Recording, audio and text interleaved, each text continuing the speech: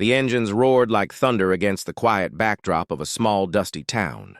The afternoon sun hung low, painting long shadows across the cracked asphalt as a group of bikers rolled through, their leather jackets glistening under the light, their faces hardened by life and road miles. They looked like the kind of men people crossed the street to avoid. Tattooed arms, roaring Harleys, and eyes that had seen too much. But none of them could have expected that this ride, on this ordinary day, would change not just someone else's life, but their own.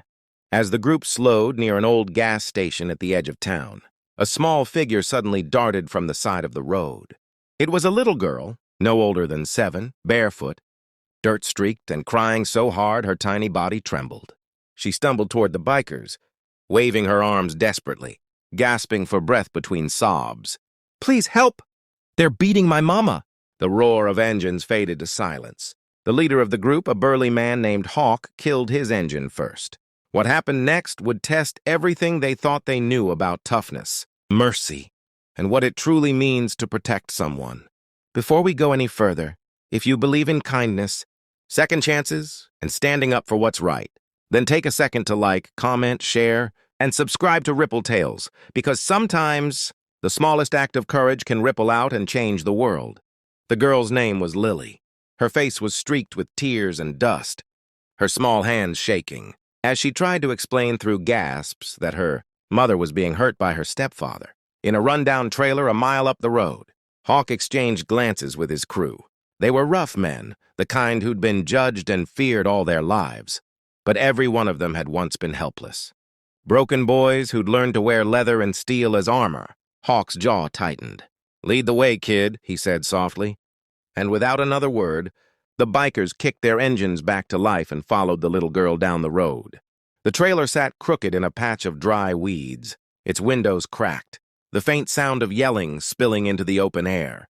The bikers parked their Harleys in a line, engines still humming like a warning. Hawk stepped forward first.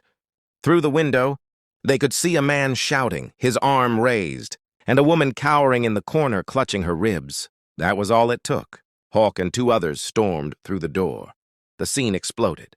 The man turned, cursing, but before he could swing again, Hawk's massive hand gripped his wrist mid-air. "That's enough," he growled. The air thickened with tension. The woman's lip was bleeding, her eyes wide with terror. The little girl ran to her, clutching her mother's waist, crying harder than before. The man tried to fight, to bark back threats, but one glare from the bikers silenced him. They didn't raise fists. They didn't need to. Hawk's voice was steady, low, and full of steel.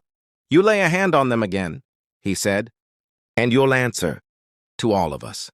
The man's arrogance melted into something smaller, weaker. Within minutes, the bikers had escorted him outside and made sure he wouldn't come back anytime soon. Then they turned their attention to the woman. Her name was Marie.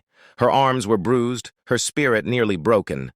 She thanked them through trembling lips, still too stunned to understand what had just happened. They didn't just leave that day. Hawk called one of the local shelters he supported. Quietly through the biker club's charity rides. Something. Most people didn't know they did. They arranged a safe place for Marie and Lily to stay. The bikers packed their few belongings into garbage bags and drove them to a small safe house on the outskirts of town. Lily clung to her mother's side but kept turning to glance at Hawk, her eyes full of something between fear and awe. Before leaving, she whispered, "Thank you for saving my mama." Hawk felt something twist deep in his chest, a feeling he hadn't known since losing his own family years ago. The days turned into weeks. The bikers would check in occasionally, dropping off groceries or toys for Lily.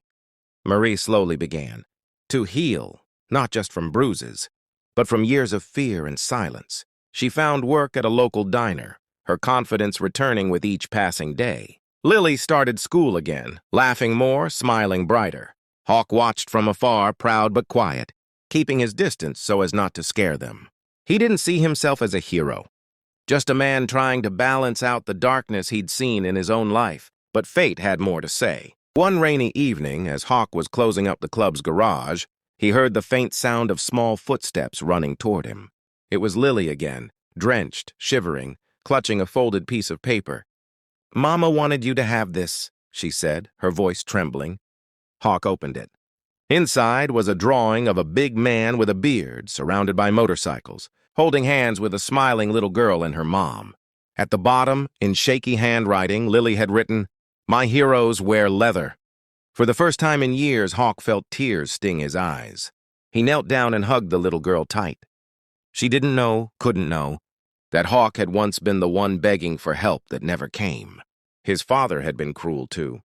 But unlike him, Lily had found people who cared, strangers who refused to turn away.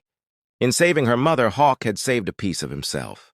Months later, the town came together for a charity event, a bike rally raising funds for women's shelters. Hawk and his crew rode at the front, their engines roaring not in anger, but in solidarity. Marie stood at the finish line with Lily on her shoulders, waving and cheering. The crowd erupted as Hawk lifted Lily's hand high. It was more than a victory. It was proof that even the roughest souls could become guardians of hope. As the sun set behind them, the golden light reflecting off the chrome bikes, Hawk looked at the crowd, at Marie's smile, at Lily's laughter echoing through the air, and he felt something shift deep inside. People saw bikers and thought of outlaws, but today they saw protectors, family, redemption on two wheels. That night, long after everyone went home, Hawk sat alone by his bike, staring at the stars. He thought about the girl who ran toward him that day, the cry that had stopped his world. One small voice, trembling with fear, had woken something powerful. The reminder that no matter how hard life gets, there's always a chance to do something good, something that matters. If this story touched your heart, if you believe in compassion, courage, and standing up for those who can't, please like this video, share it with someone who needs to hear it, and subscribe to Ripple Tales for more stories that remind us that goodness still exists, even in the most unexpected places. And before you go, comment below. Kindness can change everything. Let's fill the comments with hope and prove that in this world, even the smallest act of courage can ripple farther than we ever imagine.